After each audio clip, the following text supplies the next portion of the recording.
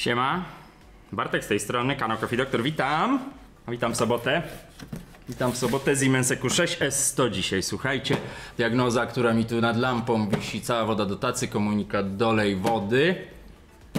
Podejrzani, zawór ceramiczny, bypass, czy też zawór bezpieczeństwa ciśnieniowy na pompie. Przepływomierz, próbuje się odpowietrzyć i no, nie widzi sygnału wody. Co to będzie? Ekspres grzebany przez klienta. Z tego co mam zapisane. To się połamało. Mam używane. Połamały się tutaj takie zatrzaski, ale o tym za chwilę. Zapraszam na nową naprawę. Dawno nie było Siemensa, słuchajcie, no to lecimy z nim od razu. Pamiętajcie, dla osób, które zaczynają przygodę z ekspresami, zdejmowanie obudowy Siemensa to jest no wyzwanie, powiedzmy.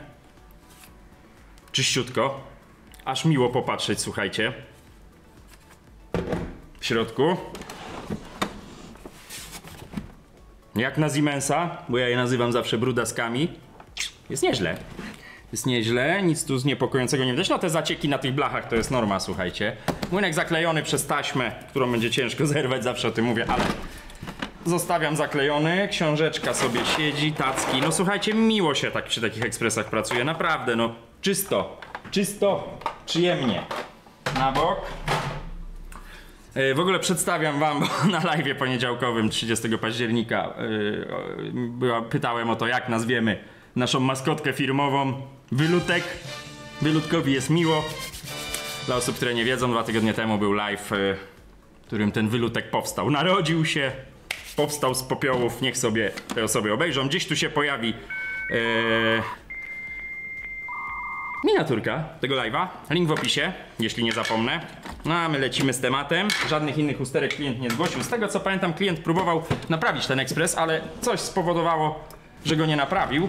Wiecie co, może go odpalmy, tym bardziej, że nalałem wody i tak nim miotam. Może go odpalmy. No bo ja go nawet nie włączałem przed nagraniem, słuchajcie, także sprawdźmy, o co chodzi. Przyda się też to.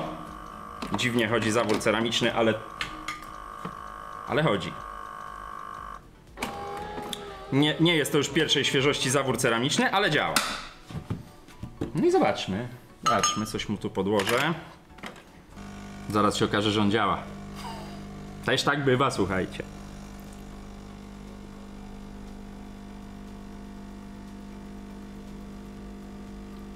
Słyszę, jak woda leci w tacę.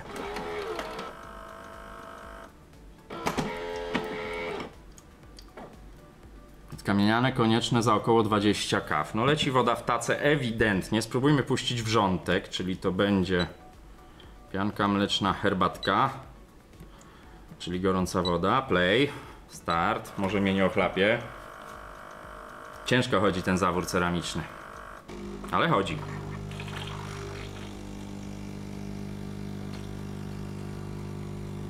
No jak widzicie, jeszcze, on ma takie, to ja ciągle zapominam, Siemens robi taką czkawkę. Jakiś opór jest. Tak na słuch to bym powiedział, że zawór ceramiczny, ale wiecie, nie ma diagnoz na słuch, bo patrzę, czy jest ostro, jest. No bo nie ma czegoś takiego. Powtórzę to po raz kolejny teraz na sobotnim filmie, bo jeszcze nie mówiłem. Uwaga, frajerzy, mam ważny komunikat. Nie piszcie do mnie litanii w mailach o poradę. Postanowiłem sobie od zeszłego tygodnia bardzo asertywnie odmawiać porad przez telefon, bo słuchajcie, ja mam strasznie długą kolejkę.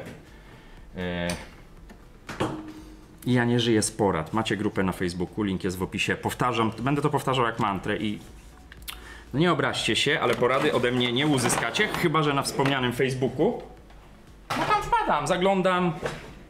Jest tam parę osób, które wiedzą co nieco o ekspresach i wam pomogą w tym ja. Natomiast nie dzwońcie do mnie w tych sprawach, nie piszcie do mnie maili, zwłaszcza jakichś takich, słuchajcie, wypracowań. Bo ja na te maile nie będę odpisywał, bo to nie jest biznes tej firmy. Ja w tej firmie zajmuję się naprawą ekspresów, nie doradztwem. I nawet takie wiecie, bo często mam telefony Ja panu zapłacę za poradę. Nie. Macie filmy na YouTubie, macie grupę na Facebooku. To są miejsca do porad, jeśli chcecie diagnozować ekspres, bo to też jest, powtarzam wam jak mantrę, oczywiście mówię do osób, bo większość z was to rozumie, powtarzam to jak mantrę. Nie da się zdiagnozować ekspresu przez telefon. Nie da się. Miałem przypadki, gdzie coś komuś podpowiedziałem, okazało się, że to jest nie to, nawet się, słuchajcie, zdarzały pretensje. Zamknąłem ten rozdział, nie ma porad, nie ma diagnoz przez telefon. Kolejkę mam jaką mam, staram się ją zmniejszyć właśnie unikając takich czasopożeraczy jak rozmowy. Rozmowy, z których nic nie wynika, bo ja i tak, wy mi opisujecie objawy. Jeśli ktoś nie ma doświadczenia z ekspresami, nawet dobrze tych objawów nie potrafi opisać. Czasami je opisuje mylnie. No większość osób, z którym cieknie z ekspresu, przychodzi do mnie z informacją, że oni wiedzą, że to jakaś uszczelka. To prawie nigdy nie jest zwykła uszczelka, tylko cieknie z jakichś poważniejszych miejsc, więc miejcie też świadomość tego, że ja wam nie chcę doradzać, bo bardzo często doradzę wam źle. Bo ja po prostu bez ekspresu nie wiem, co się dzieje w tym ekspresie. Są jakieś tam usterki, które można podejrzewać, ale tu słowem klucz jest podejrzewać. Siemens. Pozalewany jak każdy. Lecimy z nim, słuchajcie.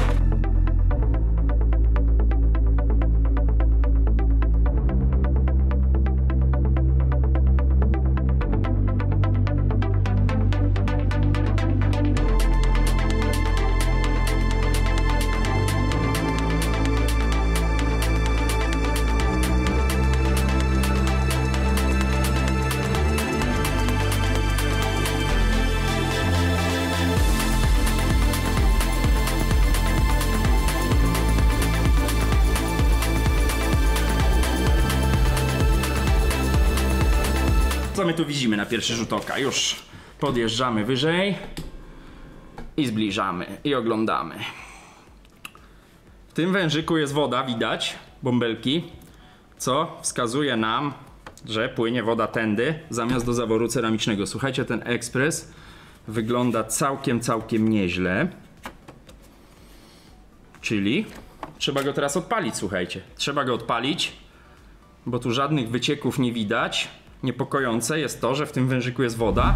No i co, słuchajcie, mamy tak, włożony zaparzacz, założony boczek. Do wejścia pompy, właściwie przepływomierza, mamy doprowadzony wężyk. Oszust tak zwany magnetyczny ustawiony, owinięty izolacją, żeby nie zrobił zwarcia.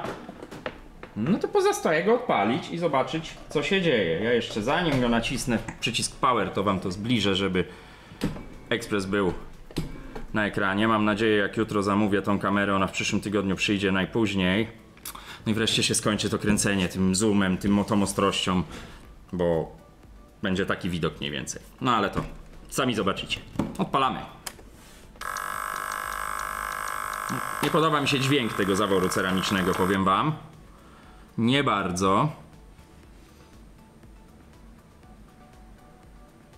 Czekamy. Aha, on się odpalił teraz, bo on wyłapał, że ma odpalone, że ma nagrzane grzałkę. Nagrzaną grzałkę.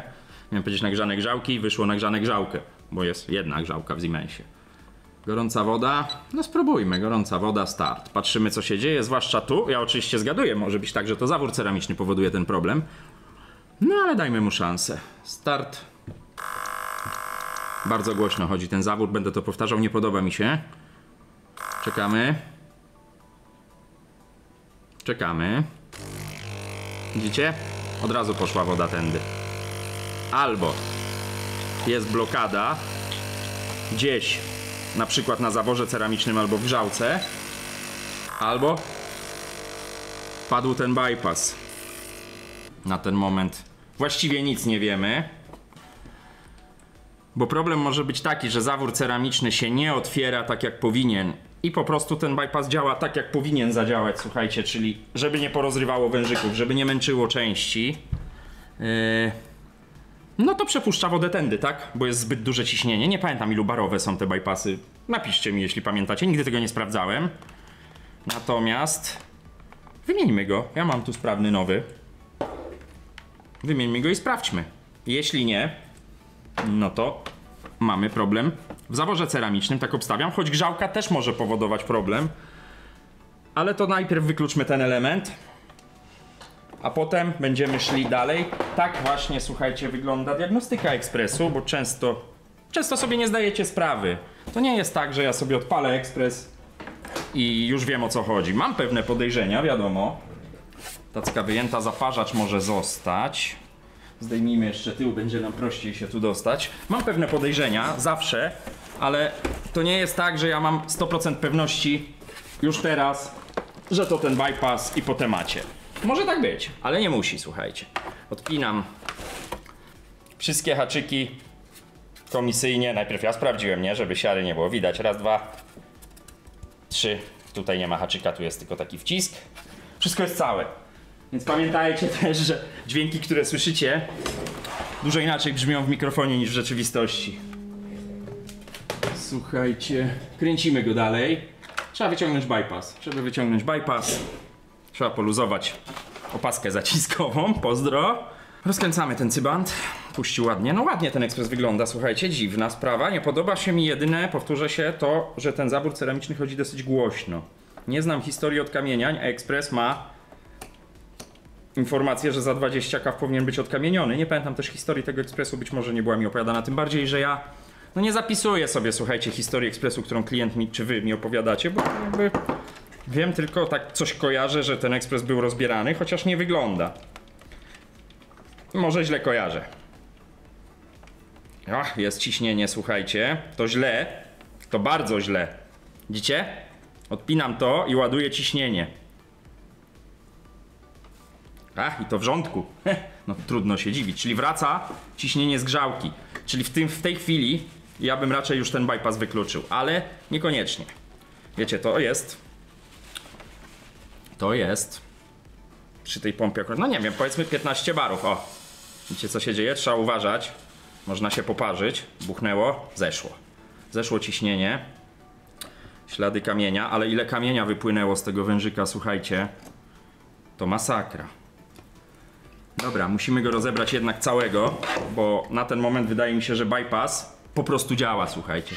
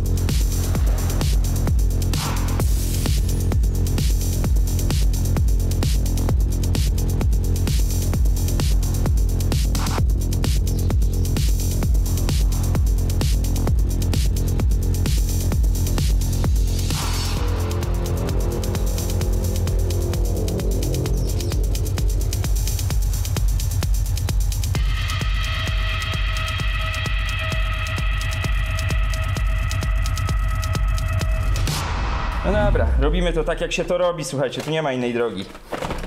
O, to dźwięk kawy. Tu musi wiele zatrzasków, spójrzcie, wyskoczyć. Wszystkie są całe. No i to tak niestety brutalnie brzmi za każdym razem. No nic na to nie poradzę. Dobra. Aż się upociłem, powiem wam szczerze, przy tym trochę. Ale mamy to. No i teraz co? Idziemy na stronę grzałki, ponieważ będziemy używać wody, to zabiorę tekturkę, żeby jej nie namaczać.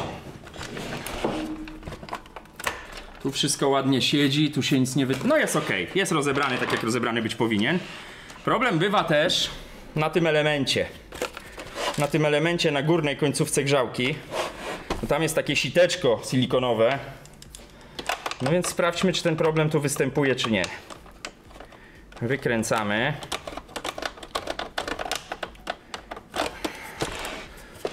Może wam to pokażę, co? Przybliżę wam trochę. Temat się rozchodzi o tą śrubkę. Bez zdjęcia góry właściwie nie mamy tu dostępu. Ją należy wykręcić. Tu już pamiętajcie, nie pod prądem, bo mam takie telefony od was, że zapomnieliście wyłączyć z prądu. No nie, żeby wam się krzywda nie stanie, a jeszcze coś z ekspresem. Wyciągamy całą tą końcówkę. Dobra, teraz chodźmy na tą stronę. Chodźmy na tą stronę. O, tak będziecie chyba widzieć najlepiej. Przybliżę wam ten obraz. Wyciągamy tą końcówkę. Nie sam wężyk, całą końcówkę. O, i mamy problem chyba wykryty. Spójrzcie. Spójrzcie, spróbuję zrobić zooma na maksa, tylko muszę podjechać wyżej, a raczej niżej. Spójrzcie, co tu się dzieje. Ten ekspres był nieodkamieniany. No to jest całe bez przelotu. Patrzcie. Masakra. No, przypomina się porzekadło przeze mnie tu często mówione, jak dbasz, tak masz. Nie chce mi się wierzyć, że ten ekspres był regularnie odkamieniany i to się, słuchajcie, spina z obrazkiem, który wyświetlił się na ekranie. Za 20K w odkamienianie. No. Ja zauważyłem, że na ten kruciec pompy, tu widzicie, wypstrzyknął z tego wężyka kamień. No i jego jest pełno w tej grzałce, ale problem jest w końcówce, bo grzałka ma dosyć duży przelot. Sprawdźmy. Widzicie? Ale patrzcie, jaki tam syf płynie.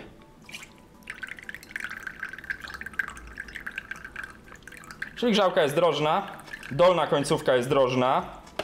Słuchajcie, problem jest tu i tu. Chcę wam to pokazać, bo ja ją tu namaczam w odkamieniaczu.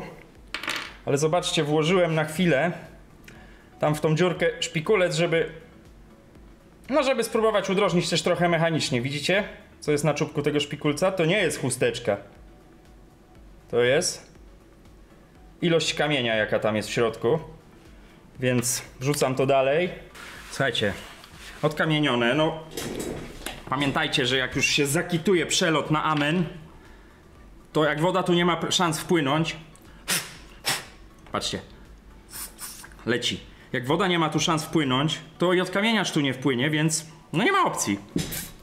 No i taka pierdoła załatwia wam ekspres. Niejednokrotnie wiem, niektórzy już wyrzucili ekspres. Gumka też jest czyściutka. I tak to, słuchajcie, działa. No i przez jeden ten element nie było drożności. Głupia końcówka. Nawet czujnik temperatury jest w kamieniu, ale tutaj to palcami sprzątnę. Głupia końcówka powoduje, że nie zrobicie kawy. Pytanie, czy bypass to wytrzymał, bo te bypassy, słuchajcie, bardzo często jak już się otworzy, to on już się potem nie domyka. No ale to smarujemy, testujemy. I widzicie, na przykład zdiagnozowanie takiego ekspresu, chcę do tego nawiązywać, bo to się tak niektórym osobom oczywiście nie generalizuje, wydaje, że to jest takie proste, banalne. Zdiagnozowanie tego ekspresu jest jego, mam nadzieję, naprawieniem, tak? I w momencie, kiedy klient zrezygnuje, no tutaj raczej się nie zapowiada, pytanie co z zaworem ceramicznym, raczej się nie zapowiada, słuchajcie, żeby koszty były duże. I uprzedzam, pytania o kosztach na YouTubie nie rozmawiam. Chcecie poznać diagnozę ekspresu i jej koszty naprawy, zapraszam. Taką mam zasadę, film można oglądać w różnych momentach. No powiedzmy, odkamienianie końcówki. Tu trzeba wszystko porządnie jeszcze odkamienić. Słuchajcie, bo jak on był w takim stanie tutaj, no to wiadomo, ten kamień jest wszędzie. I co? I ekspres jest, powiedzmy, przykład. Zdiagnozowany, tak naprawdę naprawiony. No i wy mi mówicie, a nie naprawiam, kupię sobie nowy. Ja poruszam czasami tą dyskusję na temat opłaty za diagnozę. U mnie ona jest, u nas. W niektórych serwisach nie ma. Każdy, wiecie, każdy robi ten biznes po swojemu. Ja tu nie oceniam absolutnie. Jeśli jakieś serwisy robią tą diagnozę za darmo, no to super. Ale tak naprawdę ten koszt diagnozy jest nikły i to jest na takie no, tarcie łez, no wiecie, rozebranie tego ekspresu, teraz trzeba go złożyć, no wiadomo, nie popsuję go specjalnie teraz, bo klient się nie zgodził na naprawę, po prostu dostanie go tak jak stoi. Wiecie, no słyszałem o takich przypadkach, że ja teraz ten ekspres popsuję specjalnie, nie wiem, zakleję to klejem, bo klient nie zgodził się na daną kwotę w naprawie, no sorry, no nie, no tak się nie robi, słuchajcie. Zawsze się można jakoś dogadać. No ja raczej staram się dogadywać z ludźmi niż stawać okoniem. No tyle. Tyle mam do powiedzenia w tej kwestii. Składamy go, nie będziemy go teraz ubierać, bo tu jeszcze wiele rzeczy może wyjść. Ale chodzi mi o to, czy usunęliśmy, bo wiecie, może się zaraz okazać, że w zaworze ceramicznym jest tyle samo kamienia, bo dziwnie chodzi. Niektóre tak chodzą, to też nie jest wykładnia. I odpalamy. Nie ma tu na co czekać. Jeśli wszystko jest dobrze podłączone, to nic nie wybuchnie. Proszę włożyć zaparzacz i zamknąć drzwiczki, czyli źle wcisnąłem mikroswitch. Już się poprawiam. No i teraz wiecie, bądźcie w gotowości w takich sytuacjach, bo tu się wiele może wydarzyć. W końcu wyciągaliśmy uszczelki i tak dalej. Zapiął się. Ja go teraz na chwilę wyłączę z prądu, ponieważ z grzałki wylałem wodę i są dwie metody. Mogłem nalać wody od góry, mówię o tym często, zwłaszcza przy DeLonghi. Ta grzałka już złapała temperaturę, teraz się równomiernie nagrzeje, więc włączamy jeszcze raz. Są takie metody, no uważajcie z tym. Najlepiej jest nalać wody do tej grzałki z powrotem. Jak się wie, jak się to robi, wie co się robi, to nie trzeba tej wody nalewać, przynajmniej tu, bo w DeLonghi zawsze nalewam, jakieś są czulsze te grzałki. No i powiedzmy, że ja bym go chciał przepłukać. Jak się to robiło? Może nie, może puśćmy gorącą wodę. Halo, menu, gorąca woda, ognia. Start. Patrzymy, czy grzałka się nie przegrzewa. Nic się chwilowo nie leje. No i bypass się otworzył, czyli widzicie, bypass już szlak trafił. Ale jeszcze sprawdźmy. Niech dokończy tą procedurę. Tak, leci woda bypassem. Zatrzymujemy. Trzeba jeszcze wymienić bypass na pompie. No, niestety, tak jak mówiłem na początku, jak bypass się otworzył, to już się nie domknie. Tak to działa, słuchajcie. Coś tam się dzieje w tym bypassie, w tym zaworze z prądu wyjęty. No to miejmy nadzieję, ostatnia rzecz, no chyba, że rzeczywiście zawór ceramiczny. Tu się coś polało, ale to ja polałem, dobra. Tu znowu może być ciśnienie, chociaż tym razem być nie powinno, mam nadzieję. Ale wezmę sobie ręcznik w dłoń, żeby się nie poparzyć. Widzicie? I to jeszcze przedłuża sytuację, no ale powtarzam to po raz kolejny, tak się to robi.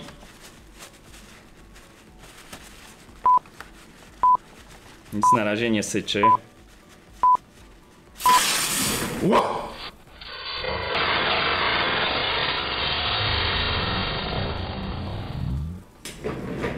Czyli widzieliście to? Nadal jest niedrożne. No niestety, słuchajcie. Sprawdzę to jeszcze raz. Ale wszystko wskazuje już teraz na 99,9%. Z tym efektem wow na koniec. Zrobiłem to nieostrożnie. O, to prawda. No wszystko wskazuje na to, że problem jest w zaworze ceramicznym. I będziemy mieli odpowiedź. No widzicie, tu już przepływ jest. Czyli zaczyna się robić drogo, bo zaczyna się udrażnianie wszystkiego po kolei. Ten dźwięk zaworu ceramicznego niestety prawdopodobnie świadczy o tym, że on już jest wytarty przez kamień. Jeszcze jedną rzecz sprawdzimy, zanim podsumujemy. Wyjmę ten wężyk główny zasilający, no bo tu jest wszystko drożne. Należało się tego... O, klient odebrał ekspres resztę części, tu leży do śmieci. Sprawdzimy, czy tu też wygląda tak końcówka. Ściągamy.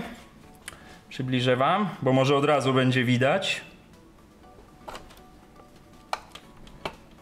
One nigdy łatwo nie schodzą. Kręćcie tak zawsze, bo wtedy jest mniejsza szansa, że to się złamie. No tu już mi, mam nadzieję, nic nie strzeli, ale widzieliście, co się wydarzyło.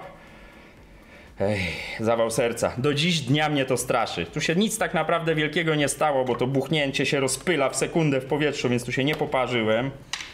No i słuchajcie, no. Ja mam zasadę. Ja nie regeneruję.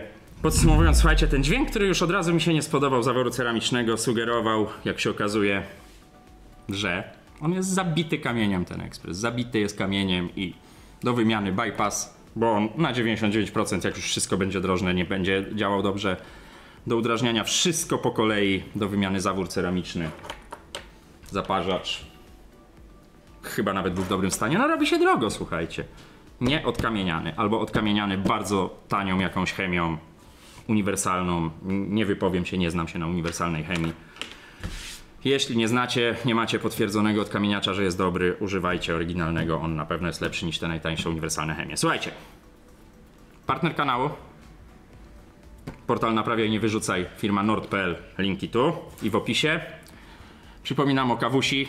Czerwona 60% arabiki, 40% robusty. Zielona, która się tu chowa za ekspresem, 85% arabiki, 15% robusty. To jest naprawdę dobra kawa. Jeśli chcecie ją zamówić, mail też jest w opisie filmu. Zapraszam. Tyle. Tak się sprawdza drożność. Dotarliśmy do zaworu ceramicznego. Za zaworem ceramicznym już tylko wężyki do wylewki i do zaparzacza, więc tam raczej podkreślam, nie powinno się nic złego dziać. Tyle z mojej strony. Miłej soboty, smacznej kawusi. Dajcie lajka, dajcie suba. Napiszcie, co sądzicie. Czy on mógł być odkamieniany? No, jak dbasz, tak masz. Pozdrawiam was, kanał Coffee Doctor. Mówił do was Bartek. Cześć.